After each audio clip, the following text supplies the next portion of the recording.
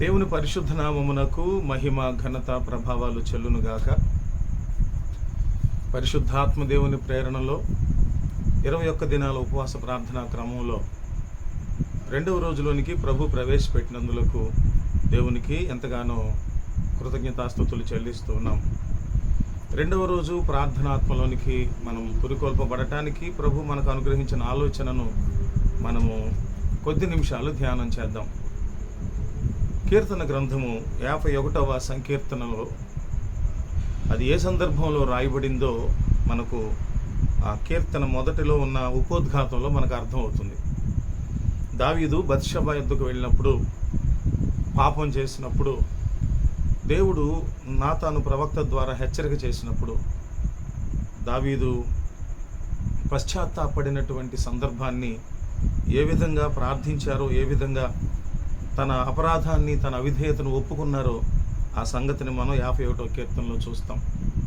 వాస్తవంగా ఆ కీర్తన రాయటానికి జరిగినటువంటి వాస్తవ సంభవం ఎక్కడైతే అది జరిగిందో, ఎప్పుడైతే జరిగిందో దానిలోనికి వెళ్ళే ముందుగా 51వ కీర్తనలో దావీదు భక్తుడు ఏ విధంగా తన యొక్క పశ్చాత్తాప ప్రార్థనకు సంబంధించిన సంగతులను సవివరంగా వ్రాశారో మనము కొన్ని వచనాలు చదువుకుందాం. 51వ సంకీర్తన మొదటి నుంచి. దేవా, నీ కృప చొప్పున నన్ను కరుణించుము, నీ వాత్సల్య బాహుళ్యము చొప్పున నా అతిక్రమములను తుడిచివేయుము.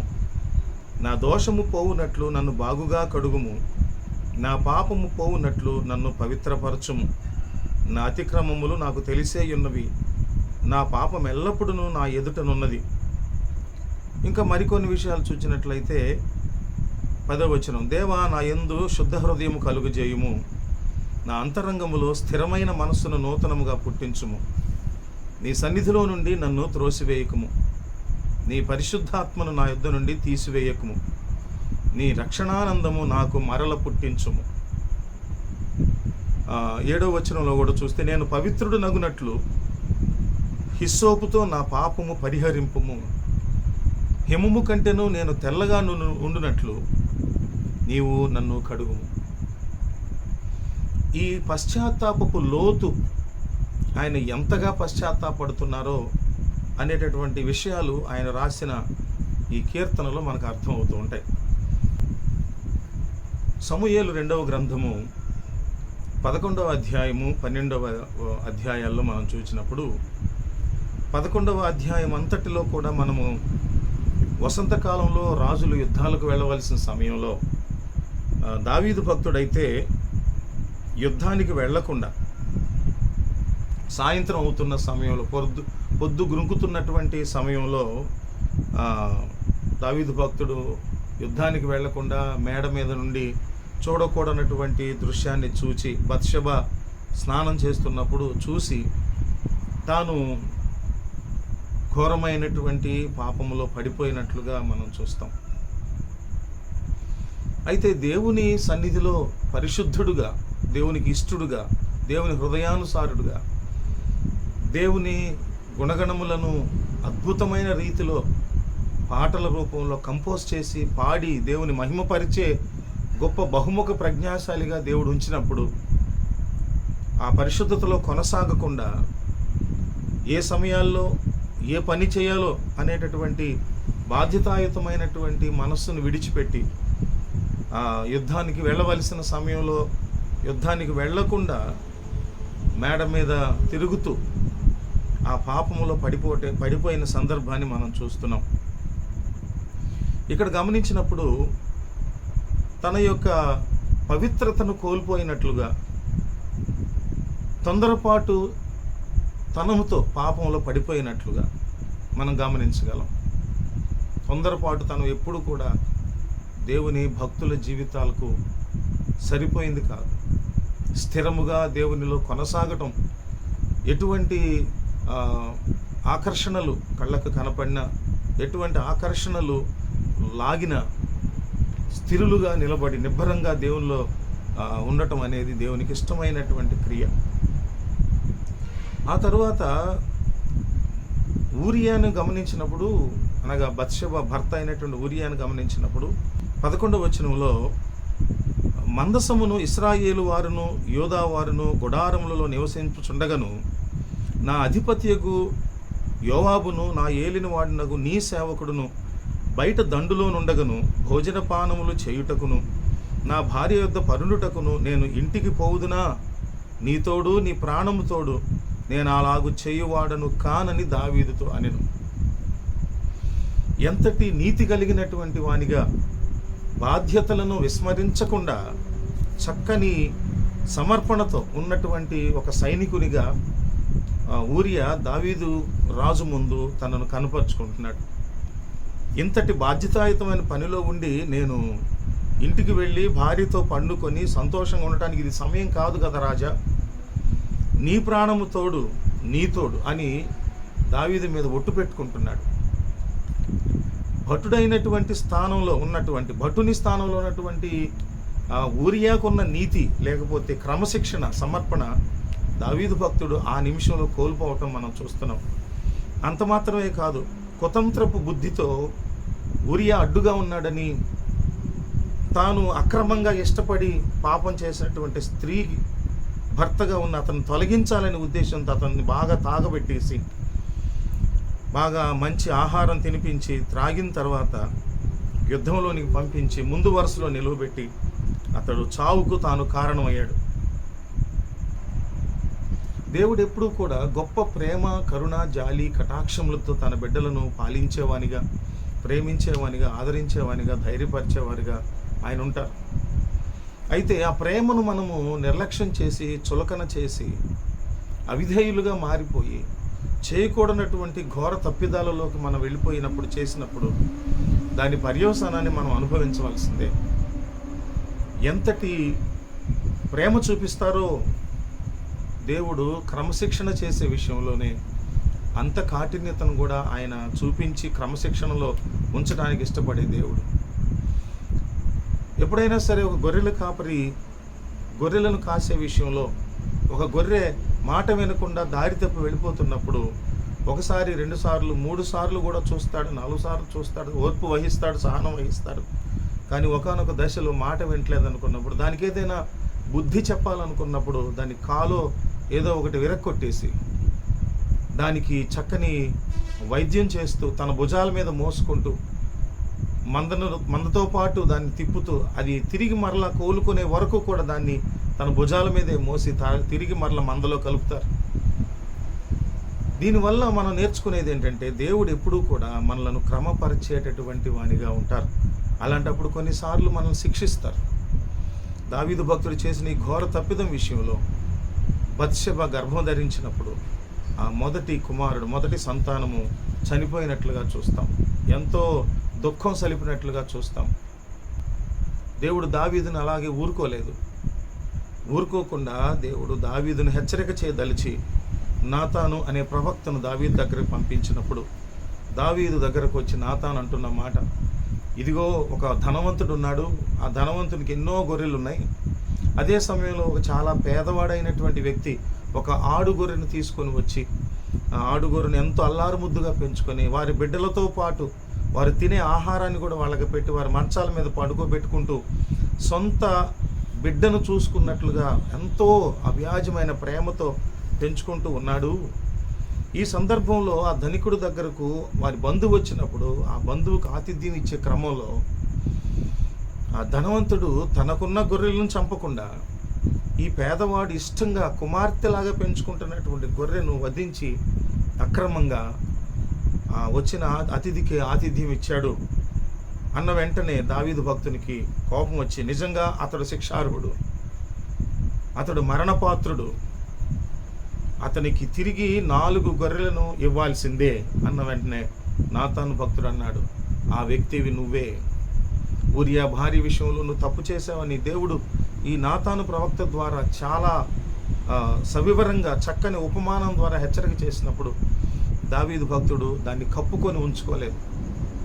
అతిక్రమములను దాచుపెట్టుకున్నవాడు వర్ధిల్లడు, వాటిని ఒప్పుకొని విడిచిపెట్టువాడు కనికరం పొందుతాడు, దయ పొందుతాడు, దేవుని క్షమాపణ పొందుతాడు. ఈరోజు ఈ ఇతివృత్తంలోంచి మనం నేర్చుకోదగిన అంశం ఏంటంటే మన తీర్పుల మీద మన అతిక్రమాలు తీర్పుకు లోనవుతాయి. ఖచ్చితంగా మన అవిధేయతలు తీర్పుకు లోనవుతాయి. అందువల్ల ఆ అవిధేయతలలో దేవుని తీర్పులో మనము నశించిపోవారుగా ఉండకుండా దేవుడు తన కృపను మన మీద విస్తరింప చేసినప్పుడు దాని ద్వారా మనము క్షమించబడతాము, దాని ద్వారా రక్షింపబడతాం. ఆ విషయమే దేవుడు దావీదు భక్తునికి అవకాశం ఇచ్చారు. దావీదు భక్తుని అవిధేయత మీద దేవుని తీర్పు ఎక్కువగా ఉగ్రత కుమ్మరించబడితే దావీదు నశించిపోయేవాడు. దేవుడు నాతాను ప్రవక్త ద్వారా హెచ్చరిక చేశారు. ఎన్నో మార్లు దైవజనులు సహవాసంలో, సభల్లో, ఈ మాధ్యమం ద్వారా దేవుని సందేశాలు అందిస్తూ, పాపాలను ఖండిస్తూ, దుర్వ్యసనాల నుంచి, దురభ్యాసాల నుంచి మీరు మారండి అని చెప్తున్నప్పటికీ దేవుని కృపను నిర్లక్ష్యం చేస్తూ, దేవుని దయను కనికరమును ఎగతాళి చేస్తూ, హేళన చేస్తూ, లెక్క లేకుండా బతికేస్తూ ఉన్నారు. అటువంటి వారి కొరకు నిరంతరం మేము ప్రార్థనలు చేస్తూ ఉన్నాం, యాచనలు చేస్తూ ఉన్నాం, విజ్ఞాపనలు చేస్తూ ఉన్నాం. అపరాధములో ఉన్నారని దేవుడు తన వాక్కు ద్వారా హెచ్చరిక చేసినప్పుడు ఖచ్చితంగా మళ్ళుకోవాలి, దేవుని వైపు తిరగాలి. హబక్కూకు గ్రంథము 3:2 అంటాడు, కోపిస్తూనే నీ వాత్సల్యం మా మీద చూపించండి ప్రభువా.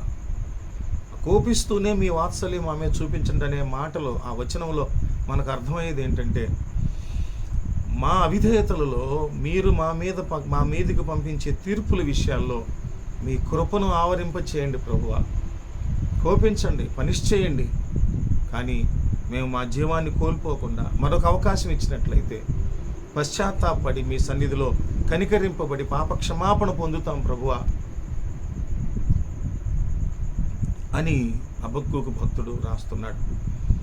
ఈ 2వ రోజు ఉపవాస ప్రార్థనా క్రమంలో ప్రార్థనాత్మలోనికి మనం వెళ్ళబోయే ముందు ప్రార్థనాత్మలోనికి మనం ప్రేరేపించబడబోయే ముందు మనము గమనించవలసింది ఏంటంటే, దేవుని సన్నిధిలో ఆయనను ప్రార్థించాలి. అయ్యా, నీ దయా, నీ కరుణ మాకున్నట్లయితే మా అవిధేయతలలో మేము తీర్పు పొందవలసిన వారుగా, శిక్షింపబడవలసిన వారుగా, ఉగ్రతకు గురి అవ్వవలసిన వారుగా మేము ఉన్నప్పుడు ఆ తీర్పు మీద మీ దయను, మీ కనికరమును, మీ కృపను ఆవరింప చేసి క్షమించి మేము పశ్చాత్తాప్తులు కావటానికి, క్షమించబడటానికి కావలసిన కృపను మా మీద విస్తరింప చేయమని ప్రభువును ప్రార్థించవలసిన వారుగా ఉన్నాం. తండ్రి, మీ కుమారుడైన క్రీస్తు వారి శిలువ యాగం ద్వారా చిందించబడిన నూతన నిత్య నిబంధన రక్తములో మమ్మలను కడగండి, శుద్ధి చేయండి, పవిత్రీకరించండి అని ప్రార్థన చేయాలి. తీర్పు మీద మీ కృప ఆవరించాలి ప్రభువా అని ప్రార్థన చేయాలి. మేము అవిధేయులుగా ఉన్నప్పుడు మా మీద మీ కృపను విస్తరింపచేయండి అయ్యా. మేము అల్పాయుష్మంతులుగా మా విధేయతల ద్వారా నశించిపోవాల్సి ఉన్నప్పుడు మీరే మీ కృప ద్వారా దీర్ఘాయుష్మంతులుగా చేయమని బతిమాలుకోవాలి, ప్రార్థించాలి. మా మొరలను కృపతో ఆలకించాలి ప్రభువా అని ప్రభు సన్నిధిలో అడగాలి. క్షమించమని అడగాలి, ప్రక్షాళన చేయమని అడగాలి. దానియేలు భక్తుడు ఏ విధంగా ప్రార్థించారో, తాను అపరాధములో, అవిధేయతల్లో, పాపంలో, శాపంలో లేకపోయినా తానున్న రాజ్యంలో ఉన్నటువంటి రాజులు, పెద్దలైన వారు, ప్రజలైన వారు అవిధేయతలో ఉండి దేవుని ఉగ్రతకు గురవలసిన పరిస్థితిలో ఉన్నప్పుడు వారి అవిధేయతలను, వారి పాపాలను నా పాపాలని తాను ఒప్పుకొని దేవుని సన్నిధిలో ప్రార్థన చేసిన ఆ ప్రార్థన మనకు ఎంతో ఆదర్శం. ఇది ఎంతో ఆదర్శం. అందుకని దేవుని సన్నిధిలో, మన సహవాసాలలో అవిధేయులుగా ఉండి ఇంకనూ దేవుని మాటలు వినకుండా, లోబడకుండా, పశ్చాత్తాపం పొందకుండా, పాప క్షమాపణ నిశ్చయత పొందకుండా, బాప్తిస్మ క్రమంలోనికి రాకుండా బతుకుతూ ఉన్నటువంటి వారి కొరకు మనము భారసహితమైన హృదయాలతో ప్రార్థన చేయవలసిన వారుగా ఉన్నాం. బాల్యము నుండి కూడా మా జీవితాలలో ఆది మానవుడైన మా పితరుడైన ఆదాము నుండి వచ్చినటువంటి జన్మపాపము, కర్మపాపము, శాపము, మరణం ఇవన్నీ కూడా మమ్మల్ని ఏలుతూ ఉన్నాయి ప్రభువా. ఈ గుణాలు మాలో ఉన్నందువల్ల మేము ఎంతగా నీ మాటలు విన్నా లోబడలేకుండా ఉంటున్నాం, తిరుగుబాటు స్వభావంతో ఉంటున్నాం, వ్యతిరేకులుగా ఉంటున్నాం, మిమ్మల్ని వెంబడించలేనటువంటి అవిధేయులుగా ఉంటున్నాం. కనుక అయ్యా, మమ్మలను క్షమించండి అని ప్రభు సన్నిధిలో మనము ప్రార్థన చేద్దాం. ప్రార్థన చేసుకుందాం. కృప కలిగిన మా దేవ, పరిశుద్ధుడా, 21 దినాల ఉపవాస ప్రార్థనా క్రమంలో 2వ రోజు ప్రార్థనలోనికి మేము వెళ్ళబోయే ముందుగా మమ్మలను ప్రార్థనాత్మలోనికి పురికొల్పేటటువంటి ఒక ఆలోచనను మాకు అనుగ్రహించినందుకు స్తోత్రాలు. ప్రభువా, మేము పరిశుద్ధతలో కొనసాగవలసిన వారై ఉండగా ఈ లోకములో ఉన్నటువంటి శరీరాశ, నేత్రాశ, జీవపు డంబాలు ఈ భారతీయులమైన మేము చెప్పుకునేటటువంటి అరిషడ్ వర్గాలుగా పిలువబడే కామ, క్రోధ, లోభ, మోహ, మదమాత్సర్యములతో చేత నింపబడిన మేము అవిధేయతలో పడినప్పుడు, పాపంలోనికి ఈడ్చబడినప్పుడు తండ్రి, ఆ అపరాధమును తెలుసుకొని హెచ్చరిక చేయబడి ఆ పాపము నుంచి మళ్ళుకొని పశ్చాత్తాపడి నీ సన్నిధిలో ప్రార్థించి మీ క్షమాపణను పొందుకోవటానికి మా అవిధేయతను తగినటువంటి తీర్పును మీరు చేసినప్పుడు ఆ తీర్పుపై మీ కృప ఆవరించి ఉన్నట్లయితే మేము నశించిపోకుండా తిరిగి రక్షింపబడతాం కనుక అట్టి కృపలో మేమందరం ఉండున్నట్లు మీ సహాయం మాకు అనుగ్రహించమని యేసుక్రీస్తు ప్రభు వారి గొప్ప నామంలో ప్రార్థించి వేడుకొనుచున్నాము తండ్రి. ఆమేన్.